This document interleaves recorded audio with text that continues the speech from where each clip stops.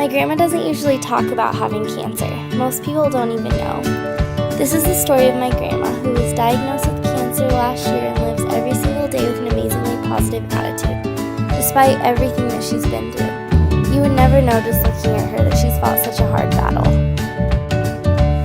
Well, actually, I needed to have a hip replaced.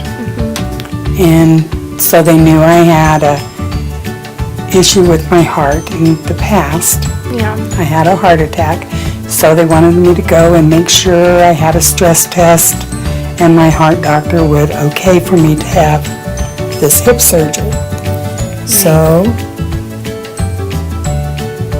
when I had the stress test, on the one part of the test that they did, like a ultrasound type of thing, well, it showed a mass in my chest. So by the time I drove home from my little test, my phone was ringing for me to come back and do it again because they were concerned over this. Yeah. So I went back, I did it again, it still showed up. So then I had to go in and talk to the doctor the next day, and they sent me to the cancer doctor. And had I not gone for my stress test, they never would have found that cancer, because it's like between the heart and the lung. Yeah. And you just wouldn't find it. So that put my hip surgery on hold till not very long ago when I finally got that done. Yeah. But I had to go through 16 weeks of radiation and 16 weeks of chemotherapy.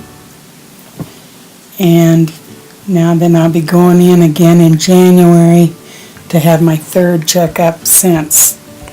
And so far, it looks good. The only thing they think they're seeing is still scar tissue. Right. From this.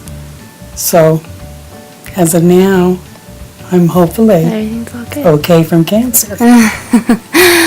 How did the treatments make you feel physically?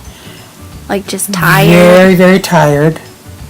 But I have to say, from all the horror stories that I've heard, they have come a long way on those treatments, because I thought when I left there I was going to be so sick. Yeah. I was going to be carrying a trash bag home with me in the car because I'd be being sick.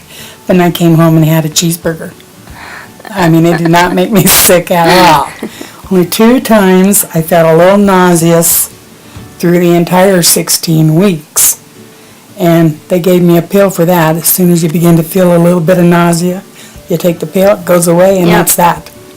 So I really wasn't, but the radiation has bothered me worse than the chemotherapy. Do you think that's something typical that everyone that has ever been diagnosed with cancer feels, they're scared to do treatments and stuff? Oh, I'm sure. The unknown especially is real scary. But once you do it, they're so good to you and so nice at the cancer center that you just don't even mind it at all. And I just go sit and drip for an hour. Did they ask you to make any drastic changes to your lifestyle? Just try to get as much rest as you can. Call them right away if there's anything different at all. And I just kind of bounced right through it. All right. How did you feel about telling your family and people, your friends, people at work? That's kind of harder because you want to. Yeah. You really don't want to, but you have to say something to explain what you're doing and your actions. But you don't really want to worry everybody when it may not be that bad in the end. So it's hard to tell them because you don't want to sound like you're telling them I'm dying or something, and you're not. You're really not. Yeah. So, and I got pretty lucky, I think. And you feel good now that you've beaten it and it's gone. I think that family helps that a lot. My grandma seems to have such a cavalier attitude about her experience with cancer. She's such a brave person that I look up to so much. When she comments about her hair loss, it just proves what a courageous person she is.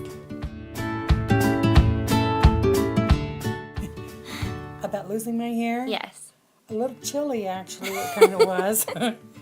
It was a very strange experience. Really? No doubt. And actually, there was only a couple people who saw me without my hair. One of them was you, and the other one was your mother and your grandpa. The one person I could not bear to let see me with no hair was my own mother, because she wanted to. And so my little streak of orneriness, I made sure she didn't get to see it. It's very, very weird because it's coming out in clumps in your hairbrush. Yeah. And then you take a shower and you go to wash and you think, ooh, I'm afraid to really wash my hair very good. But as you do, it's coming out in your hands.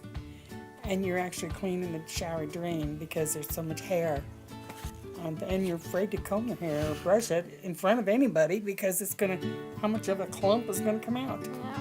So it's very, very strange. And what was stranger, when it grew back in. Because my hair was always jet black and very straight. It grew back in jet black and so curly tight you would not even begin to believe. I was a walking ad for a Tony Permanent. It was just sucked to my head. It was so tight curled. But every time I would get it cut as it was growing in, I would get rid of a little more of the curl. But it was so tight it just sucked right to my head. And that's shocking. I think, what do people do with that hair their whole life? I don't know. Did it make you feel better to like have the wig and Oh yeah. hats and Yeah, because et it cetera? helped me to keep working because Yeah. I worked every day through every bit of all my treatments and everything. I never took one day off of work. Yeah. So without my little wig, I couldn't have done that.